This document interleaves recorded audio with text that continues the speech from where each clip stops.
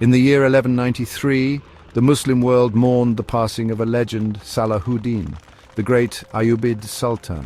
He left behind a vast empire stretching from Egypt to Syria. Salahuddin's vision was for a united front against the Crusader states.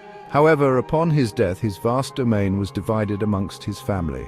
This division, though seemingly practical at the time, would sow the seeds of discord. Salahuddin granted out various parts of the Ayyubid Empire, including the cities of Syria, Diyarbakir, Western Jazeera and Yemen to various members of the family, the intention being that the Supreme Sultan should reside in Egypt. The Ayyubid Empire, once a beacon of unity, would face an uncertain future. Salahuddin's sons and brother inherited parts of his domain. After the death of Salahuddin, his son Uthman became the supreme ruler with the title of Al-Malik al-Aziz. He ruled for 6 years. When he died, his son Al-Malik al-Mansur became the ruler. After 1 year, he was replaced by Salahuddin's brother, Al-Malik al-Adil. His brother Al-Adil received Egypt, the heart of the empire. Al-Afdal, one of Salahuddin's sons, took control of Damascus. Meanwhile, Al-Zahir, another son, gained Aleppo. This division, though intended to maintain stability, inadvertently set the stage for future conflict. This fragmentation of the Ayyubid Empire, though seemingly amicable at first, would soon expose the fragility of familial bonds when tested by power. The sons of Salahuddin, used to unity under their father, would soon find themselves rivals on the stage of history. Salahuddin's brother, Al-Adil, skillfully navigated the political landscape. He managed to reunite much of the empire under his rule. Al-Adil's diplomacy and military acumen earned him the title of Al-Malik al-Aziz, the beloved king.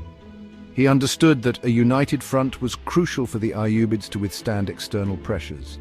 Al-Adil focused on strengthening the empire's defenses and consolidating his power. However, the peace he had so carefully crafted would not last forever. Upon his death in 1218, the Ayyubid Empire faced another succession crisis. Al-Adil's son, Al-Malik al-Kamil, inherited Egypt.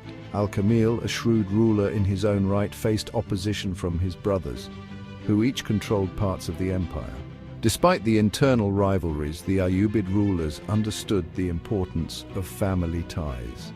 They often came to each other's aid when threatened by external forces. This solidarity, however, would be tested as new challenges arose on the horizon. A sense of family solidarity was maintained until Al-Kamil's death in 1238.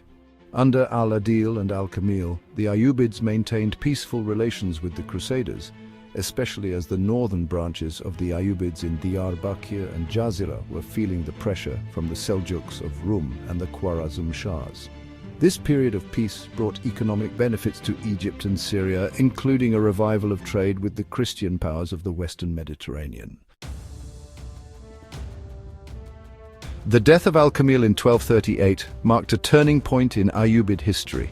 Internal strife escalated as his sons, Al-Adil II and As-Salih Ayyub, battled for supremacy. The empire, weakened by these internal power struggles, became increasingly vulnerable to external threats. Adding to the turmoil, the Seventh Crusade, led by the French king Louis IX, landed in Egypt in 1248. The Crusaders were defeated by the Mamluk army of the Ayyubids, and the French king was captured. This Crusader invasion, though ultimately repelled, further exposed the growing weakness of the Ayyubid Sultanate. The Ayyubids, once a formidable force, now faced enemies both within and beyond their borders. Amidst the chaos, a new power was rising within the Ayyubid ranks, the Mamluks. These slave soldiers, primarily of Turkic origin, had gained considerable influence within the Ayyubid military. The Ayyubids, like most major Islamic dynasties of the age, had found it necessary to maintain their power with professional slave soldiers named Mamluks. The Mamluks arose from the Turkish troops of Al-Malik al-Salih. The Mamluks, originally brought into the Ayyubid Empire as slave soldiers, had over time ascended to positions of significant military and political power. They were known for their martial prowess, discipline, and loyalty to their own ranks. As the Ayyubids became increasingly preoccupied with internal strife and external threats, the Mamluks saw an opportunity to seize control. In 1250, after Al-Malik al-Salih's death, the Mamluks seized power in Egypt. The Mamluks, led by their commander Aybak, staged a coup d'état, effectively ending the Ayyubid Dynasty. Many other members of the Ayyubid family in various regions were also conquered by the Mamluks. The appearance of the Mongol armies of Hulegu was disastrous for the Ayyubids of the north. The last Ayyubid Sultan, Turan Shah, was killed, marking the end of an era. The Mamluks, once servants of the Ayyubids, now became the masters of Egypt and the surrounding lands. Despite their demise, the Ayyubids left behind a significant legacy. Their patronage of art and architecture enriched the Islamic world. Their administrative and military systems were adopted and adapted by the Mamluks, who would go on to rule Egypt and Syria for centuries. A striking feature of the Ayyubids was their adoption of titles comprising al-Malik or king. This practice was inherited, together with other Ayyubid administrative and ceremonial practices, by their successors, the Mamluks. The Ayyubid period, though marked by internal divisions, stands as a testament to the dynamism and complexity of Islamic history. Thank you for watching, and don't forget to subscribe.